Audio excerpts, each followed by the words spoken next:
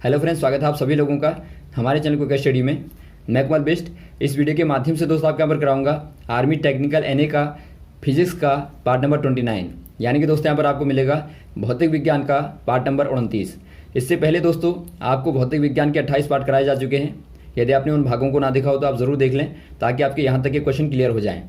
और साथ में दोस्तों आप लगातार जो क्वेश्चन यहाँ पर आपको मिलते हैं, आप सारे क्वेश्चन को नोट करते रहेंगे, ताकि एग्जाम के पहले आप सारे क्वेश्चनों का रिवीजन कर पाएँ, क्योंकि क्वेश्चन दोस्तों आपके बार बार पूछे जाते हैं। तो शुरू करते हैं दोस्तों, और आप लगातार वीडियोस को लाइक करते रहें, शेयर करते रहें, ताकि अधिक से अधिक लोगों तक दोस्तों वीडियो पहुँचें। तो देखिए पहला क्वेश्चन क्या दिखता है दोस्तों आपको, एक 2 फैरड और एक 4 फैरड का संधारित्र समांतर क्रम में जुड़े हुए हैं, इनकी तुल्यांकी संधारित्रों की धारिता क्या होगी। यानी कि दोस्तों आपको पूछा गया है a 2 farad and a 4 farad capacitor are connected in parallel, what single capacitance is equivalent to this combination. दोस्तों यहाँ पर देखिए आपके पास में 2 कैपेसिटर हैं दोस्तों। जो कैपेसिटर होता है दोस्तों, यानी कि आप बोलते हैं संधारित्र जो होता है, इनकी दोस्तों यदि आप धारिता की बात करें तो आपका C बराबर होता है Q/C, Q/V होता है। यहाँ पर देखिए दोस्तों आपका सिंबल होता है ये वाला, 2 प्लेटें होती हैं और यहाँ पर एनर्जी दोस्तों स्टोर होती है। अब यहाँ पर देखिए दोस्तों यदि आप बात करें कंबाइनेशन की, तो 2 प्रकार के होते हैं। पहला वाला होता है सीरीज़ का कंबाइनेशन, यानी कि श्रेणी वाला क्रम होता है दोस्तों। यहाँ पर देखिए आप इस प्रकार से इनको कनेक्ट करते हैं। मान लीजिए आपने तीनों को कनेक्ट किया तो आपका C1 C2 C3 होगा। तो कंबाइनेशन को आप निकालेंगे दोस्तों, तो आपका होता है 1/C equal to 1/C1 plus 1/C2 और प्लस 1/C3 होता है। ये दोस्तों आपका यहाँ पर है श्रेणी क्रम वाला, यानी कि सीरीज वाला। यदि आप निकालेंगे पैरेलल वाला, तो ये आपका होता है दोस्तों, यदि आपने पैरेलल में जोड़ा है, पहला यहाँ पर जोड़ा आपने, एक को यहाँ पर जोड़ा और एक को यहाँ पर जोड़ दिया, तो यहाँ पर देगा दोस्तों C1 C2 C3 है, और यहाँ पर आपको देगा C equal to C1 plus C2 plus C3। तो यहाँ पर आप देखते हैं दोस्तों पैरेलल वाला आपको पूछा गया है और आपके पास में 2 ही संधारित्र हैं, तो आपका हो जाएगा C बराबर C1 प्लस C2। और यहाँ पर आप जोड़ेंगे दोस्तों, यहाँ पर देखिए दोस्तों पहला वाला 2 फैरड का है, यानी कि 2, और दूसरा आपका 4 फैरड का है 4। तो यहाँ पर आप देखते हैं दोस्तों टोटल क्या हो जाएगा 6 फैरड का दोस्तों, 6 फैरड का। तो 6 फैरड दोस्तों क्या आ जाएगा, इनके इक्विवेलेंट दोस्तों कैपेसिटेंस आ जाएगा। तो यहाँ पर आप कह देंगे 6 फैरड यहाँ पर हो जाएगा। और जो फैरड होता है दोस्तों, फैरड जो होता है ये दोस्तों कैपेसिटेंस का मात्रक होता है, यूनिट होती है, और इसको दोस्तों आप कभी कभार माइक्रो फैरड के तौर पर भी देखते हैं। तो यहाँ पर आपका हो जाएगा ऑप्शन नंबर ए वाला। अगला क्वेश्चन देखिए दोस्तों, 6 एम्पियर की धारा 2 ओम के प्रतिरोध में 30 सेकंड तक बहती है, तो कितना कूलाम आवेश प्रतिरोध में पास होगा। यानी कि दोस्तों आपको पूछा गया है the current of 6 ampere flow through a 2 ohm resistor for 30 second, how many coulombs of charge passes through resistor. दोस्तों यहाँ पर देखिए कोई रजिस्टर है यहाँ पर दोस्तों, और यहाँ से कोई करंट पास होती है। I बराबर आपको दिया है 6 एम्पियर की धारा प्रवाहित होती है दोस्तों, और जो आपको प्रतिरोध दिया है R दिया है 2 ओम का दिया है। तो यहाँ पर आपको बताना है दोस्तों आपका 30 सेकंड तक करंट फ्लो करती है, तो जो चार्ज होगा यानी कि जो Q होगा दोस्तों वो क्या होगा। आप जानते हैं दोस्तों जो करंट होती है, करंट क्या कहती है दोस्तों, जो करंट होती है वो कहती है चार्ज पर यूनिट टाइम, यानी कि दोस्तों आप I बराबर कहते हैं Q/T। तो यहाँ से आप निकालेंगे दोस्तों Q बराबर क्या हो जाएगा, IT हो जाएगा, यानी कि धारा इंटू टाइम हो जाएगा। करंट आपको दिया दोस्तों 6 एम्पियर, और आप टाइम करेंगे तो आपका 30 सेकंड, तो गुणा करने पर दोस्तों आपको क्या मिलेगा, आपको यहाँ पर मिलेगा 6 × 18 कर देंगे तो आपका 180 आ जाएगा दोस्तों, और Q है चुके तो आपका क्या आ जाएगा, कूलाम में आएगा। तो यहाँ पर आपका आ जाएगा दोस्तों 180 कूलाम, ऑप्शन नंबर ए वाला। अगला क्वेश्चन देखिए दोस्तों, भौतिकी में प्रथम नोबेल पुरस्कार जीतने वाली महिला आपको बतानी है। यानी कि दोस्तों आपको पूछा गया है who was the first female to be awarded the Nobel prize in physics. दोस्तों यहाँ पर देखिए जो भौतिकी में प्रथम नोबेल प्राइज मिला था दोस्तों, वो किनको मिला था, आपको मालूम होगा 1903 में दोस्तों, रेडिएशन के लिए, रेडिएशन की दोस्तों खास तौर पर स्टडी के लिए दोस्तों मैडम क्यूरी को, और उनके साथ में दोस्तों पियरे क्यूरी उनके हस्बैंड हो गए, और साथ में दोस्तों बैकुरल को, बैकुरल जो कि जिन्होंने दोस्तों एक प्रकार से रेडियो एक्टिविटी की दोस्तों एक प्रकार से शुरुआती खोज की थी। तो बैकुरल और साथ में दोस्तों इन दोनों को हाफ हाफ के तौर पर दोस्तों नोबेल प्राइज दिया गया था दोस्तों। तो यहाँ पर आप कह देंगे दोस्तों आपका 1903 में दोनों को ही नोबेल प्राइज मिला था, जो कि दोस्तों एक प्रकार से स्पॉन्टेनियस रेडिएशन की स्टडी के लिए दिया गया था। तो यहाँ पर आप कह देंगे मैडम क्यूरी को दोस्तों नोबेल प्राइज मिला था, ये पहली महिला थी दोस्तों जिनको नोबेल प्राइज मिला था। तो यहाँ पर आप कह देंगे madam Curie, option number B वाला। और बाद में दोस्तों 1911 में इनको दोबारा से केमिस्ट्री में दोस्तों रेडियो एक्टिविटी की खोज के लिए नोबेल प्राइज़ मिला था। तो यहाँ पर आपको ये भी ध्यान देना है कि इनको दोस्तों 2 बार मिला था नोबेल प्राइज़। एक बार आपका फिजिक्स में मिला था और दूसरी बार दोस्तों केमिस्ट्री में मिला था। तो यहाँ पर आपका हो जाएगा ऑप्शन नंबर बी वाला। अगला क्वेश्चन देखिए दोस्तों, निम्न में कौन मापन की ऐसा इकाई नहीं है? आपको बताना है which of the following is not a ऐसा यूनिट ऑफ मेजर। दोस्तों यहाँ पर देखिए आपको इनमें से बताना है कौन सी वाली ऐसा यूनिट नहीं है, यानी कि सेकंड इकाई पद्धति दोस्तों इनमें से कौन सी वाली नहीं है। पहला आपको दिया है वाट, दूसरा आपको दिया न्यूटन, तीसरा आपको दिया जूल, चौथा आपको दिया अर्ग, पांचवा आपको दिया सेकंड। यहाँ पर देखिए दोस्तों जो आपका वाट होता है, वाट आप जानते हैं दोस्तों पावर का यानी कि शक्ति की दोस्तों क्या होती है, ऐसा यूनिट होती है। और वैसे आप जानते हैं न्यूटन, न्यूटन दोस्तों बल की यानी कि फोर्स की ऐसा यूनिट होती है। और वैसे आप जानते हैं जूल वर्क एंड एनर्जी की, वर्क यानी कि कार्य और ऊर्जा की दोस्तों एनर्जी की ऐसा यूनिट होती है। और वैसे आप यहाँ पर देखते हैं दोस्तों आपका सेकंड है, सेकंड टाइम की यानी कि समय की दोस्तों क्या होती है, ऐसा यूनिट होती है। जबकि दोस्तों आप अर्घ को देखते हैं, जो अर्घ है दोस्तों, अर्घ जो है यहाँ पर आपको दी है ये दोस्तों आपकी सेंटीमीटर, ग्राम और सेकंड वाली पद्धति में दोस्तों एक प्रकार से वर्क एंड एनर्जी की इकाई होती है यानी कि दोस्तों यूनिट होती है। तो यहाँ पर आप क्या देखते हैं दोस्तों, जो अर्घ है वो दोस्तों एक प्रकार से वर्क और एनर्जी की दोस्तों यानी कि कार्य और ऊर्जा की इकाई होती है। लेकिन दोस्तों सीजीएस पद्धति में, सीजीएस कहने का मतलब है सेंटीमीटर, ग्राम, सेकंड वाली सिस्टम में दोस्तों इकाई होती है।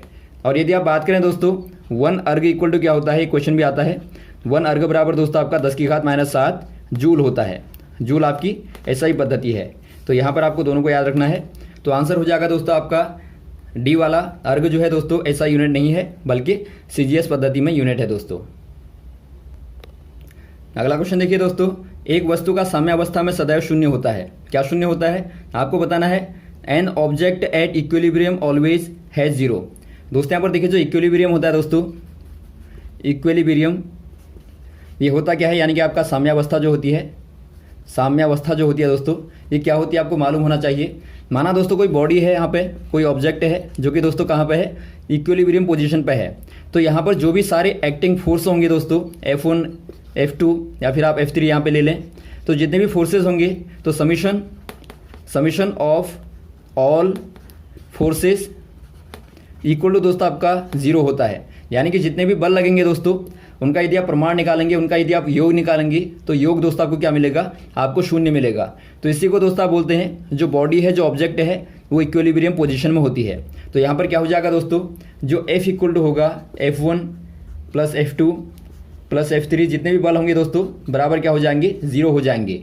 और 0 होने पर दोस्तों आप जानते हैं यदि आपका F बराबर 0 हो जाएगा तो Ma भी 0 हो जाएगा, क्योंकि F बराबर Ma होता है, द्रव्यमान गुणा त्वरण होता है। तो यहाँ पर आप देखते हैं दोस्तों M जो है, जो कि मास है, मास दोस्तों कभी भी 0 नहीं होता। आप जानते हैं मास ऑलवेज दोस्तों कंजर्व रहता है।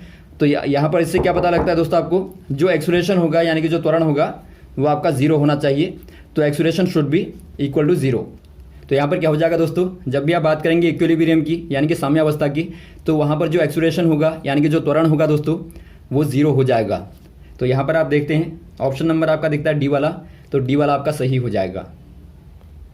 अगला क्वेश्चन देखिए दोस्तों, एक लोलक का आवर्तकाल पृथ्वी की तुलना में चंद्रमा पर होता है। यानी कि दोस्तों आपको बताना है relative to its period on the earth is the period of a pendulum on the moon. दोस्तों यहाँ पर देखिए कोई पेंडुलम है यानी कि कोई लोलक है दोस्तों। तो यदि आप बात करें इसके आवर्तकाल की यानी कि इसके आप टाइम पीरियड की बात करें, जो टाइम पीरियड होता है वो क्या होता है दोस्तों, पेंडुलम का, पेंडुलम के लिए, लोलक के लिए होता है दोस्तों। यदि आप बात करें लोलक के लिए तो ये आपके यहाँ पर होता है 2π√L/g होता है, जहाँ पे L क्या होती है दोस्तों, डोरी की लंबाई होती है, और G होती है ग्रेविटी, और 2π आपका कांस्टेंट है। तो यहाँ पर देखिए यदि आप T बराबर निकालेंगे, यदि आप बात करें दोस्तों G के मान की, तो अर्थ पर आप जानते हैं दोस्तों G बराबर होता है 9.8 मीटर पर सेकंड का स्क्वायर। यदि आप चंद्रमा पर जाएंगे दोस्तों तो मून पर हो जाएगा, मून पर इसका दोस्तों आपका छठा भाग रह जाता है, यानी कि G/, आप 6 कर देंगे। तो यदि आप मून पर निकालें दोस्तों टाइम पीरियड को, तो T बराबर क्या हो जाएगा मून पे, यदि आप मून की बात करें चंद्रमा पर करें तो T डैश बराबर हो जाएगा दोस्तों 2π√L/g का मान हो जाएगा G/6 आप कर देंगे, और 6 आपका दोस्तों ऊपर चला जाएगा। तो यहाँ पर आप देखते हैं जो टाइम पीरियड है दोस्तों वो अर्थ के मुकाबले क्या हो गया, यदि आप देखें अर्थ पर जो था दोस्तों आपका, ये आपका 6 ऊपर चला गया, तो टी डैश बराबर क्या हो जाएगा दोस्तों, √6 और यहाँ पर आपका टी। तो यहाँ पर आप देखते हैं दोस्तों जो टाइम पीरियड था वो अर्थ के मुकाबले दोस्तों मून पर जाने पर √6 टाइम यानी कि √6 गुना दोस्तों बढ़ जाता है। तो ऑप्शन नंबर आपका हो जाएगा दोस्तों बी वाला, लॉन्गर हो जाएगा, यानी कि दोस्तों वहाँ पर जाने पर पीरियड बढ़ जाएगा। तो ऑप्शन नंबर आप बी वाले में टिक कर देंगे। अगला क्वेश्चन देखिए दोस्तों, तो यहाँ पर देखिए दोस्तों आपको कथन दिया है जिस क्षेत्र में तरल का वेग कम होगा वहाँ का दाब अधिकतम होगा, और विपरीत भी सत्य है, यानी कि दोस्तों आपका अपोजिट भी इसका सही होगा। तो ये किसका सिद्धांत कहलाता है आपको बताना है। यानी कि आपको पूछा गया दोस्तों, the statement in region where fluid velocity is smaller the pressure is higher and vice versa is known as the principle of.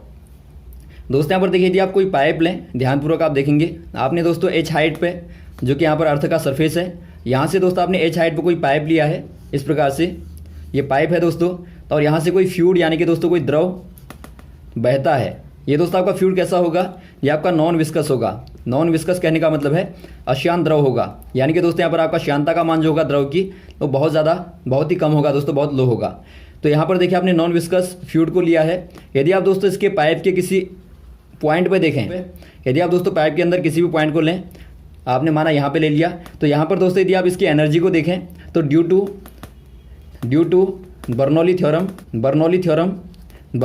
के अकॉर्डिंग क्या होता है दोस्तों, आप इस पॉइंट पे देखेंगे तो एनर्जी का जो मान होता है, जो प्रेशर एनर्जी होती है और जो पोटेंशियल ρgh होती है और जो आपकी काइनेटिक होती है 1/2 ρv², ये दोस्तों आपकी कांस्टेंट होती है। यानी कि आप कहेंगे दोस्तों जो टोटल एनर्जी होती है वो दोस्तों आपकी कांस्टेंट होती है एट एनी पॉइंट। यदि आप कोई भी बिंदु लें दोस्तों, वहाँ पर आप टोटल एनर्जी को देखेंगे, प्रेशर एनर्जी और यहाँ पर आपकी पोटेंशियल एनर्जी और काइनेटिक एनर्जी यानी कि दाब ऊर्जा और आपकी स्थायी ऊर्जा और गतिज ऊर्जा जो होगी दोस्तों, यदि आप तीनों को जोड़ देंगे तो यहाँ पर आपको दोस्तों मान जो होगा कांस्टेंट मिलेगा, यानी कि समान मिलेगा। तो यहाँ से यदि आप देखें दोस्तों, यदि आपकी प्रेशर ऊर्जा बढ़ती है तो यहाँ पर जो काइनेटिक ऊर्जा होगी दोस्तों वो क्या हो जाएगी, कम हो जाएगी। और वैसे ही दोस्तों यदि आप काइनेटिक ऊर्जा को बढ़ाते हैं तो यहाँ पर आपकी जो प्रेशर ऊर्जा होगी वो दोस्तों आपकी कम हो जाएगी। तो इस प्रकार से आप देखते हैं दोस्तों ये एक दूसरे को क्या करते हैं, कांस्टेंट करते हैं, यानी कि नियत कर देते हैं। तो यहाँ पर दोस्तों आपको कौन सी वाली थ्योरम दिखती है, यहाँ पर आपको दिखती है बर्नौली थ्योरम, यानी कि आप कह देंगे दोस्तों ये बर्नौली थ्योरम के अकॉर्डिंग होता है, ऑप्शन नंबर बी वाला बर्नौली थ्योरम।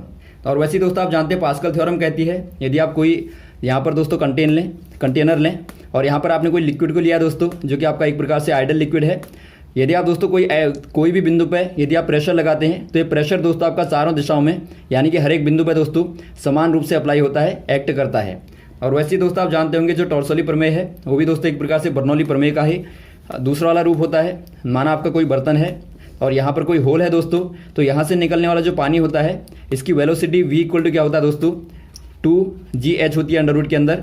तो इसी को आप क्या बोलते हैं दोस्तों, इसी को आप बोलते हैं दोस्तों टॉर्सली थ्योरम, या फिर आप इसको कह सकते हैं A1V1 इक्वल टू A2V2। यानी कि आप कहते हैं दोस्तों जो आपका एरिया A1 है और यहाँ पर आपकी वेलोसिटी V1 है, और यहाँ पर जो आपका एरिया A2 होगा और वेलोसिटी V2 होगी दोस्तों, दोनों का मान बराबर होता है, प्रोडक्ट करने पर दोनों का मान बराबर होता है। और वैसे ही दोस्तों आप आर्किमिडीज का सिद्धांत जानते होंगे, माना कोई बॉडी फ्लोट करती है यानी कि तैरती है दोस्तों पानी में, तो उसके द्वारा जो हटाया गया लिक्विड होता है उसका वेट क्या होता है दोस्तों, बॉडी के बराबर होता है। तो आपको चारों लॉ पता होनी चाहिए, इनके आधार पर क्वेश्चन आते हैं। अगला क्वेश्चन देखिए दोस्तों, an object with a mass 5 kilogram is a distance of 5 metres above the surface of earth if acceleration due to gravity is 10 metre per second का square then potential energy of the object relative to the earth. यानी कि दोस्तों आपको पूछा गया है कोई body है दोस्तों जो कि अर्थ के सरफेस से h ऊंचाई पे है और इसका मास m है, तो आपको बताना है जो पोटेंशियल होगा दोस्तों यहाँ पे लगने वाला अर्थ के रिलेटिव में जो पोटेंशियल होगा, पोटेंशियल यानी कि दोस्तों आपकी स्थितिज ऊर्जा जो होगी उसका दोस्तों मान आपको बताना क्या होगा। ये आपका होता है दोस्तों PE बराबर यानी कि पोटेंशियल एनर्जी बराबर होता है दोस्तों mgh। आप याद रखेंगे mgh होता है जहाँ पे m मास होता है, g ग्रेविटी होती है और h दोस्तों हाइट होती है। यहाँ पर देखिए आपको h बराबर दिया है 5 मीटर और m बराबर दिया दोस्तों 5 किलोग्राम और g का मान दिया है 10 मीटर पर सेकंड का स्क्वायर। तो आप मानों को रखेंगे यहाँ पे तो 5 गुणा 5 गुणा 10 हो जाएगा। तो गुणा करने पर दोस्तों आपको क्या मिलेगा, 250 मिलेगा यानी कि 250 मिलेगा दोस्तों। चूँकि आपकी ऊर्जा है तो काहे में आएगी, ये दोस्तों आपकी जूल में आएगी। तो यहाँ पर आप कह देंगे दोस्तों 250 जूल हो जाएगा, ऑप्शन नंबर सी वाला। अगला क्वेश्चन देखिए दोस्तों, निम्न में कौन से युग्म समूह सदिश राशि के हैं? आपको बताना है which of the following pairs are vector quantities. दोस्तों यहाँ पर देखिए आपको नीचे दिए गए समूह हैं, इनमें से आपको बताना है दोस्तों कौन सा वाला पेयर क्वांटिटीज यहाँ पर वेक्टर क्वांटिटीज है, यानी कि सदिश राशि है।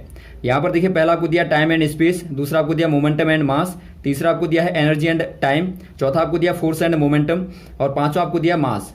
दोस्तों यहाँ पर आप देखते हैं जो फोर्स होता है दोस्तों, फोर्स जो होता है यानी कि जो बल होता है दोस्तों, बल बराबर एफ बराबर क्या होता है, एम ए होता है। और ये दोस्तों एक प्रकार से वेक्टर क्वांटिटी होती है। और वैसे आपको यहाँ पर मोमेंटम दिया है, मोमेंटम यानी कि दोस्तों आपको संवेग दिया है। संवेग बराबर क्या होता है दोस्तों, पी बराबर क्या होता है, पी बराबर आपका एम वी होता है, जो कि दोस्तों एक प्रकार से वेक्टर क्वांटिटी होती है। यहाँ पर आप देखते हैं दोस्तों जो आपका मास है, मास इक्वल टू दोस्तों आपका स्केलर क्वांटिटी होती है, यानी कि अदिश राशि होती है। और जो एक्सेलरेशन है दोस्तों, यानी कि जो त्वरण है, वो दोस्तों आपका एक प्रकार से वेक्टर क्वांटिटी होती है। और यहाँ पर भी आप देखते हैं दोस्तों मास क्या है, स्केलर है, और जो वेलोसिटी होती है दोस्तों वो वेक्टर क्वांटिटी होती है।